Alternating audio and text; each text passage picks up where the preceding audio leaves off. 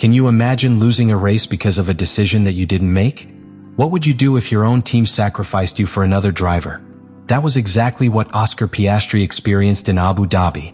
Today I tell you the complete story of a strategy that could change the history of McLaren, and that today has a driver furious with his engineer.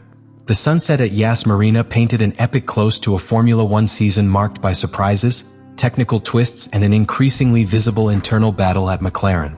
But while the cameras focused on Lando Norris celebrating his first world championship, a completely different story was brewing behind the scenes. And his protagonist had a frown, his eyes fixed on the paddock floor, and a single question in his head. Why did they leave me alone on the track for so long? Oscar Piastri did not need words to make his anger clear. Footage from Parc Ferme showed him crossing the finish line in second position, but with his helmet on for much longer than usual. Instead of the typical euphoria of a podium, what reigned in his body language was frustration. It wasn't just the loss to Max Verstappen that bothered him. It was the certainty that he had been betrayed by his own team. What happened was not a product of chance. In a race without major meteorological shocks, without serious accidents, without strategic neutralizations, the decisions of the wall became even more important. While Verstappen and Norris started on medium tires and executed a well-calculated one-stop strategy, McLaren ordered Piastri to start on the hard compound, forcing him into a tactical sequence that would never put him on equal footing to fight for victory. But what was truly controversial was not just the choice of tire. It was the exact moment of his pit stop. Piastri was called to the pits on lap 42, of a total of 58. That late stop left him with only 16 laps to attack, with a car that was just adapting to the medium tires while Verstappen had already reached his optimal pace. What should have been an opportunity to close the season with a resounding victory ended up being a race on defense, resigning the natural aggressiveness of a young driver who just needed a little support to shine. Piastri knew his pace was competitive. Throughout the first stint he kept the pursuers at bay, even setting fast laps despite the wear and tear on his hard tires. Every lap he passed without a stop order made him more desperate, and he let his engineer Tom Stallard know this over the radio. The answers were evasive. Phrases like, "stick to the plan," or "we're waiting for a window," sounded more like excuses than guidelines. And after the race, Oscar did not hesitate to leak his annoyance to media close to the paddock. What was said in hushed tones among journalists and analysts soon took the form of a theory. McLaren was not wrong. McLaren chose. He chose to protect Norris' championship. He chose to use Piastri as a tactical barrier, insurance against any setback, and he chose not to risk their collective result for an individual victory for the Australian. In the year in which Norris finally touched glory, it seemed that there was no room for Oscar to shine on his own. Reading the facts was not only emotional. Several race strategy specialists, such as those from the Race and Motorsport magazine, agreed that Piastri's long stint lacked sporting sense if it was not taken as part of a premeditated design. McLaren left their second driver on track beyond the logical stopping point not because they expected a profit, but because they did not want interference in Norris's race. A cold, calculated approach, and one that did not consider the impact on the morale of one of his most valuable talents. And the most disturbing thing is that this tension did not arise out of nowhere. Since mid-season, some gestures, decisions, and internal messages had begun to reveal an unofficial hierarchy within the Woking garage. Lando Norris, after 6 years on the team and with a historic relationship with his engineer Will Joseph, seemed to have the benefit of the doubt and of priorities. Piastri, on the other hand, although fast and constant, was still treated as the promising young man, not as a real contender. What erupted in Abu Dhabi was not just anger over a lost race. It was the symptom of a crack that has been brewing for some time. And now, under the spotlight of a world final, Oscar Piastri not only demanded answers, he demanded respect. And perhaps, with that hard look and that silence that spoke more than any statement, he also dropped a warning. He is not willing to be second forever. To understand what really happened in Abu Dhabi, you have to look beyond the stopwatch. This wasn't just a tire battle or pit stops. It was a war of nerves between the McLaren wall and the multiple threats that could ruin the great objective, Lando Norris world title. In theory, Piastri's strategy responded to an alternative approach. Starting with hard tires allows you to extend the first stint, open up opportunities if there is a late safety car, and attack with fresh tires at the end. On paper it seems reasonable. But that same argument collapses when you examine lap times and the actual racing context.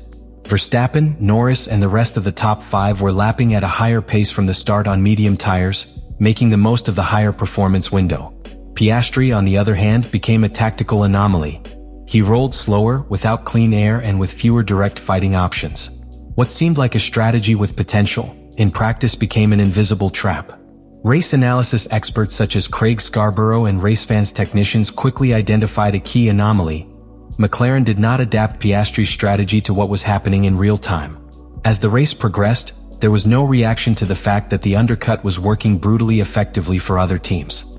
The rigid plan was maintained. And that's what raised suspicions. In modern Formula One, plans are just starting points. The true art is in the adaptation. And here, McLaren did not adapt. He simply stuck with the script, even when conditions screamed that they had to change it. So why insist on a late stop until lap 42?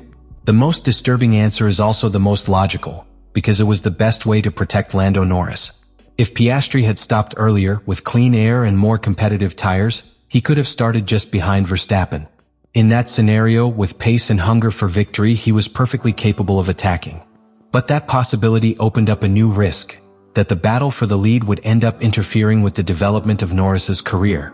Let's remember that a tough defense or a strategy that forced Lando to compromise his rhythm could have put his third place in danger, and with it, the championship. In other words, keeping Oscar on track was an insurance policy. A chess piece that guaranteed that, whatever happened to Verstappen, Lando's path to the podium would be free of obstacles. Even if the price was to completely nullify the team's other drivers' chances of victory, that is not the first time that a team plays this type of card. Ferrari did it with Barrichello, Mercedes with Bottas. Always under the same pretext, protect the greater result.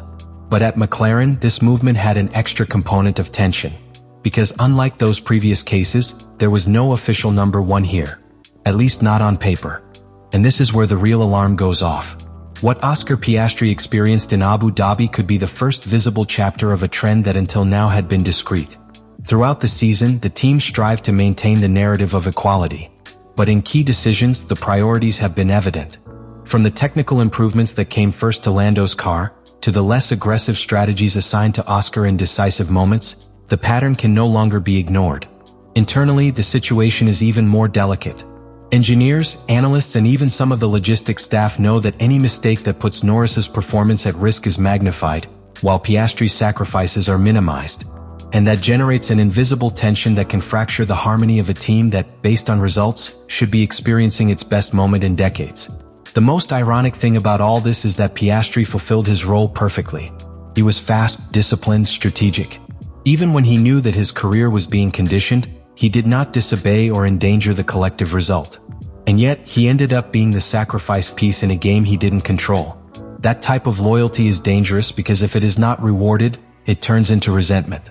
In the world of Formula One, nothing happens by chance. And in Abu Dhabi, McLaren did not fail. He executed a plan. A brilliant plan for one, and devastating for the other. The question that remains is whether the price of that internal success will be the fracture of their strongest lineup in years. The conflict in Abu Dhabi did not end with the checkered flag. In reality, that was when the most uncomfortable thing began, the silent consequences. Because the most dangerous thing for a team is not a crash on the track or a bad pit stop. It is the loss of trust between driver and engineer. And that's exactly what happened between Oscar Piastri and Tom Stallard. Oscar Piastri crossed the finish line in second place, but that was not the true finish line. What unfolded next was not a celebration, but an internal fissure that could change the balance of forces within one of the strongest teams of the modern era. And this is where you come in. What would you have done in Piastri's place? Would you have followed the plan without question? Would you have disobeyed orders for a chance to win? Do you think McLaren was fair in prioritizing Norris, or did they cross a dangerous line? I want you to open a debate in the comments, because this situation does not have a single reading. Leave me your opinion, what you think about all this.